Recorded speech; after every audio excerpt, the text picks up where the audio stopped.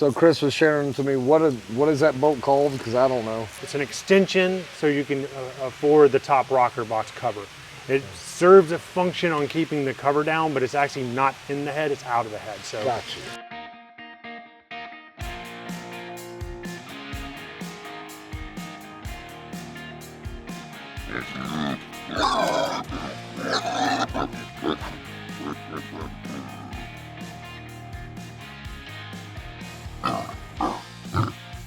With what they have on there and then the Loctite they use, they tend to get a little tight.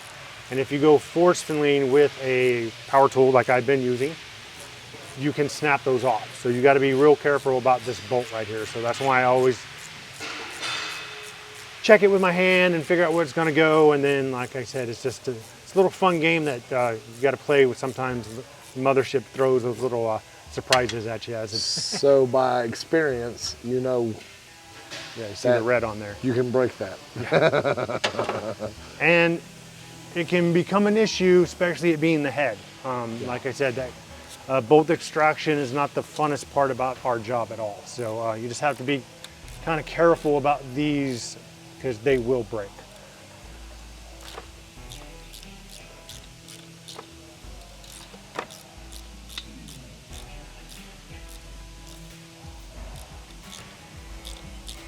This one had a little bit more than the other one.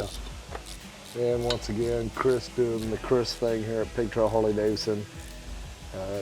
Every time I come hang out with him, of course, I'm learning, and I hope you guys are learning a little bit of something too. It's, like I said, I want to thank Chris and Pig Trail Harley Davidson for letting us get in here and letting me get my camera right down in a way. But I mean, really, at the end of the day, who really gets to do this? So why should I not show everything that we can off of Chris's knowledge? But I would suspect there's some things you wouldn't share because you want to keep some stuff to yourself. Because I'm that way. I'm like, I'm not going to tell you. You figure it out yourself, man. There's some of that. I mean, it's back and forth. Like I said, if it's something that, well, it's probably anyone that works on these have known about this. So that's why it's just basically, you just have to, everyone knows when you work on these, this is the bolt that will freaking get you every time. So that, and actually the lifter block bolt is the same way. Okay. The lifter guides in here, those little guys are the same way. You got to really be careful about those guys in there. There's a bolt for the retainer in here. Okay. Those guys, that bolt right there, the notorious bolt for breaking and causing you a bad day. Bad day when it comes to that. The Big Boar don't need none of that. No, we just need everything to come off all nice and good, then go all back together much better and faster. So let me ask you though, like a brand new bike like this tearing into it, is it easier or better, or have you noticed somebody putting a lot of miles on it and then doing it? Yes, no. Yep. It really has to do with actually the older the age affects more the exhaust more than does anything else. Makes sense. The more carbon that's built up on the exhaust makes it much harder to get the mufflers and the header off.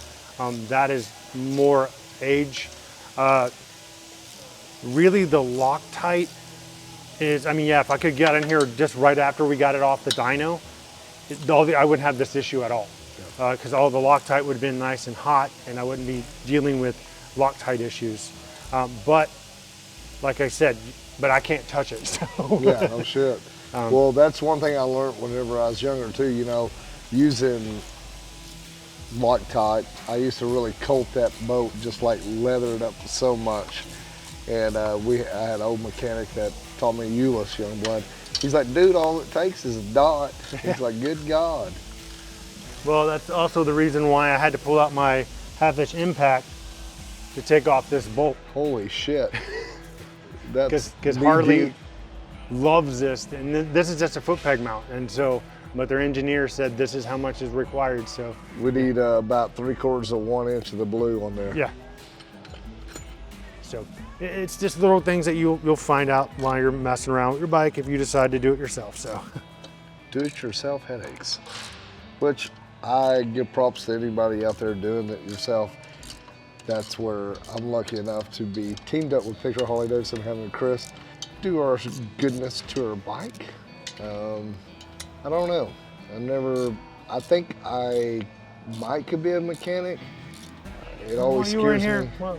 last year building your chopper back up. Yeah, well, Larry was helping me some, you know.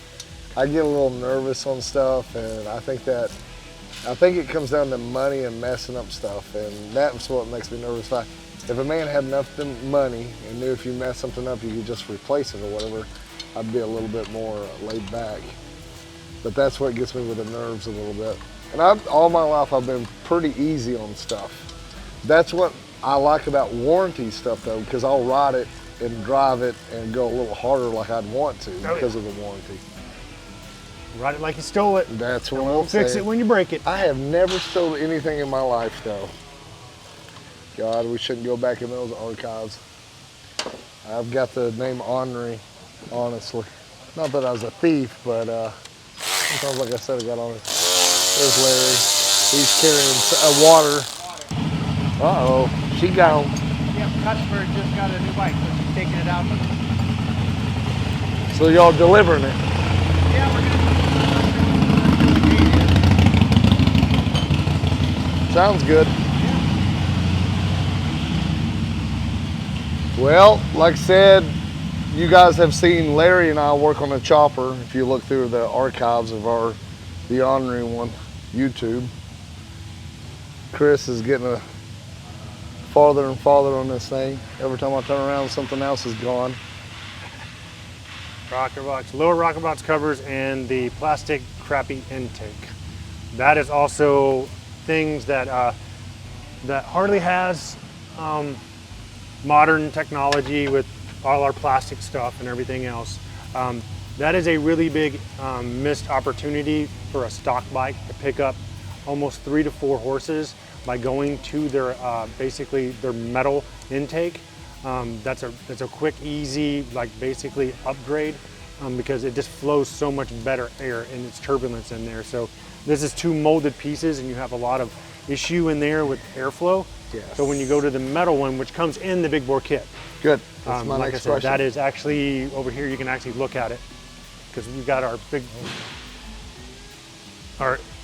Big Boar intake right here. That's the metal intake I was referring to right there. So. Yeah, and then it goes up to, is it a 5 millimeter or what, it's a 55 or something? 64? 64. Oh, shit. Well, I know we changed that over in our special and it made a difference. When you did the stage 2? Yep. Yeah.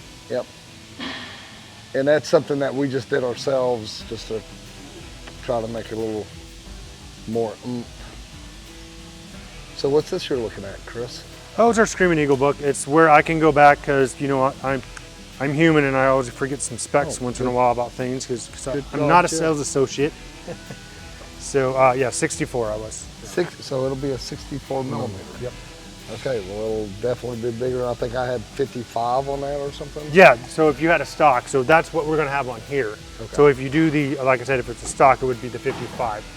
So. And then we did a metal one, so yes. That's probably what I was thinking. Yes, right there. Yep.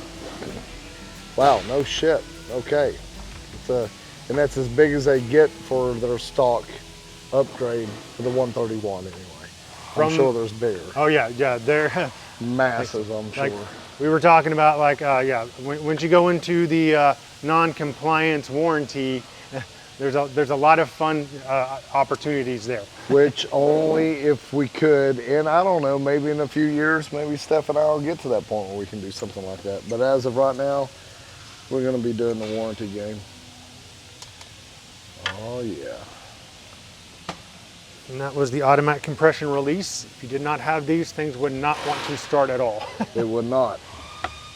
Well, that started, we had to get those on the Harleys. It started as a factory thing, factory install on the heads when we upgraded the 103s. We actually had a product campaign with the police bikes that year when they went up to a 103, when they were doing the breaking off teeth on the rain gear because of the compression. Starter motor says go, the motor says no. Yes. And the weakest point was the rain gear on the clutch. But it's pretty cool to see Harley Davidson, they really are always improving, and it is getting better, more dependable, faster, more efficient. Of course, we soup it up, but they are always upgrading their stuff. And I'm sure the new engine's going to be amazing too, whatever that may entail. But you know they got something big in the works. One day the M8 will be the old news. If on average, it'd be about 16, 17 years. You think so? Well, I mean, you gotta look at the twin cam. That's how long that lasted. Was it? The Evo was a little bit longer, but it was basically because of, going from shovel head to the Evo, was just a upgrade to the shovel head when they changed the heads out. So. Right. And then my thinking, I know that it's completely different than the Evo, but it's the Evo style design with the one cam.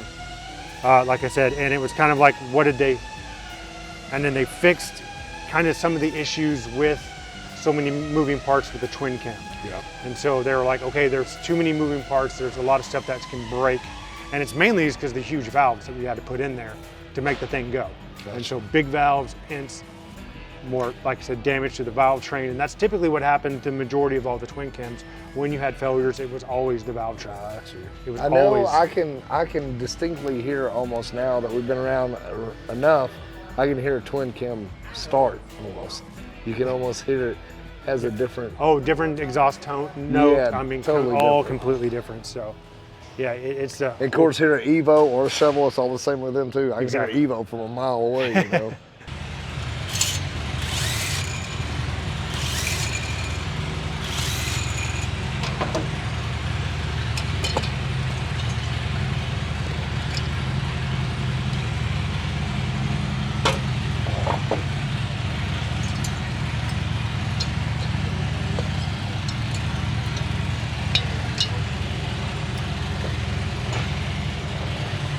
Stock hits.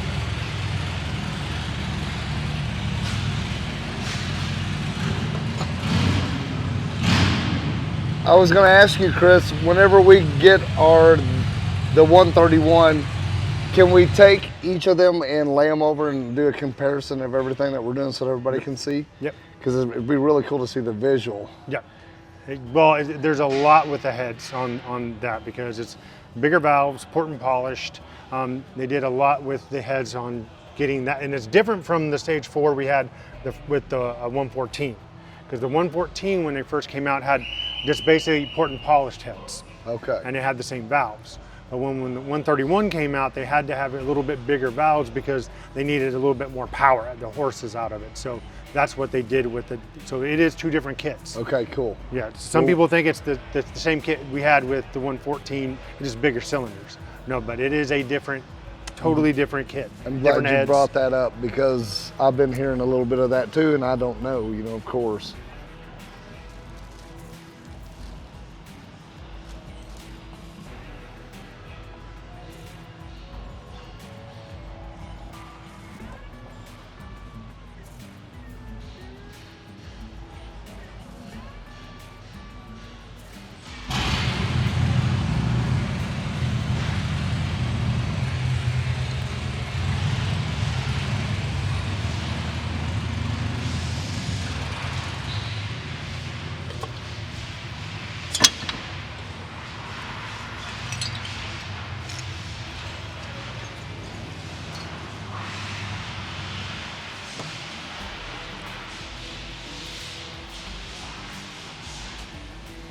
So what about the pistons in this kit?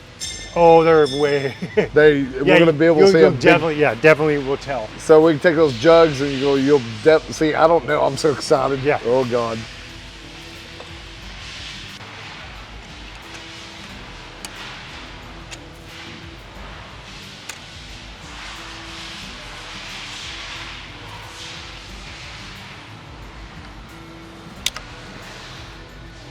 Hence the towels. You don't want you don't want to go fishing in the bottom end of the motor. I see that.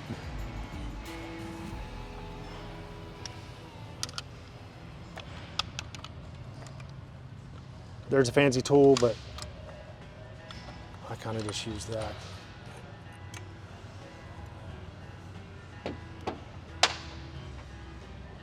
And that is a street.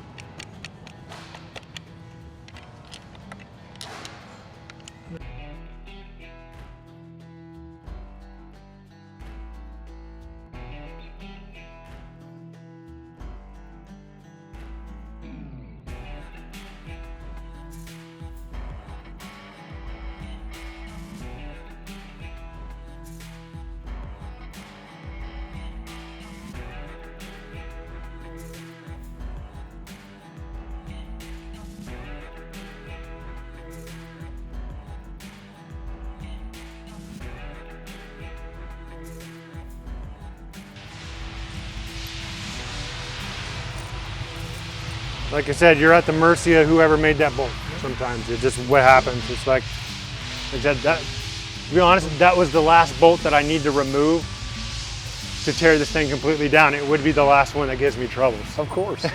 And that's exactly what it showed. So there's the cam. El Stocco. So there she is in all her glory. Of the EPA. Thank you, California. Yeah. There you go, that's where your cam bearing, those are your lifters, which is nice about the M8 versus the twin cam, is that you can drop all your lifters, which we were going to be getting new ones. Also, with the kit comes with Screaming Eagle lifters, drop them right through there.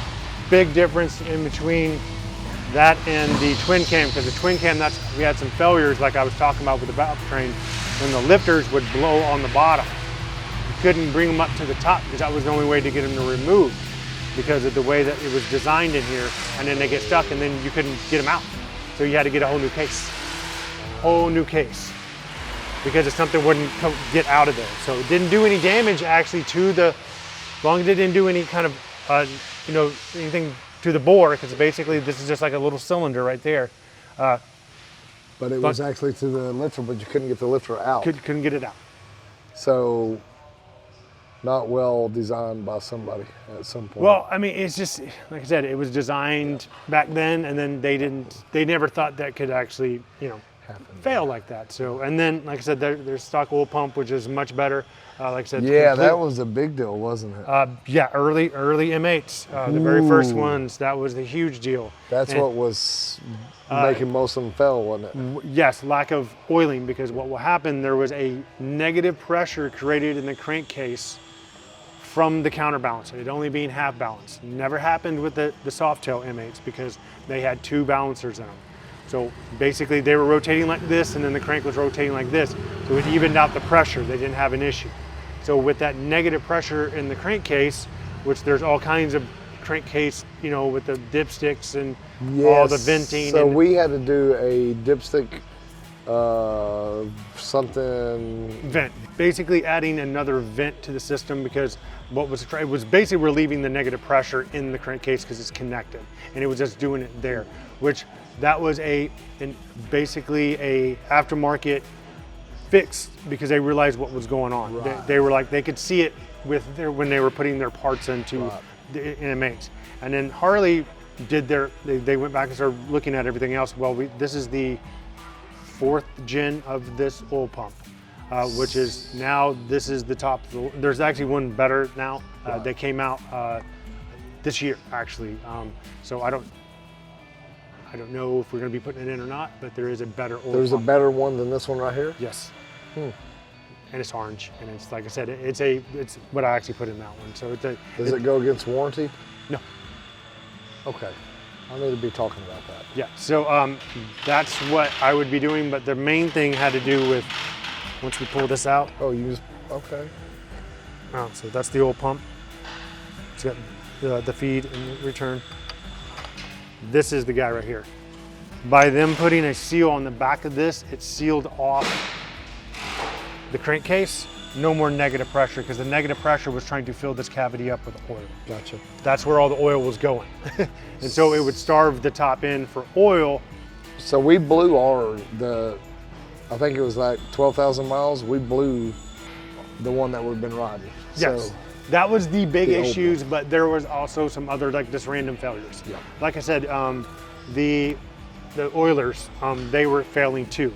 They were coming a little loose, and we see damage from that. Okay. And then, like I said, but the big thing was basically once they put that seal on the back of the oil pump, it fixed the negative problem because it sealed. It made it two separate. So cabinets. that, with warranty though, that is covered if something was. Oh yeah, 100%, so 100%. The main point is that's why warranty is so important. Once again, that we're trying to work with here is because, well, shit does happen, and sometimes you can't explain it. Yeah. Okay, so that's a really good point, and getting to see it firsthand here, and it's brand new. Of course, there's no problems with this. Once again, guys, we're installing the 131 is what Chris is doing right now. So what else do you have to pull off this, Chris? The only other thing I have to pull off, which I'll do when I start building it, we upgrading the inner cam bearing. So Okay. I'll be pulling that out, that's a stock setup. So we're gonna go with the more heavier duty roller bearing, where there's more rollers in there and they're touching each other. Gotcha. The reason why Harley runs that one as a stock is because of noise. Because if you put like these push rods together and you roll them, they make noise, Okay. as you can tell. But if you separate them and roll them, They don't make noise. they don't make noise. So basically that's the whole reason with that. Now it does lessen the strength by pushing them like this, because you can have failures in that, but if they're tighter, and because we're going to a performance cam, you always want to upgrade that bearing to, basically is referred to as a Torrington style So bearing. with doing this, you will have a little bit more noise to this motor because it is? Of course, yeah. Yep. Anytime you do any kind of upgrades, any kind of cam or anything else, you're always going to have more valve train noise. Okay. Because what we're doing is opening and closing the valves faster and taller. Okay. Because we're trying to get the air in there. That's the whole reason why we want to put that cam in there, is to get more air into the motor so we can make more power. Air pump, more in, more out, faster go, right? Yep. Okay, that was great. Right there. Another good point that Chris is making there is something I had no damn clue about that. You guys are getting a lot of bang for your buck here on the Ornery One channel watching the Big Boar build series with Chris here at Pig Trail Harley Davidson.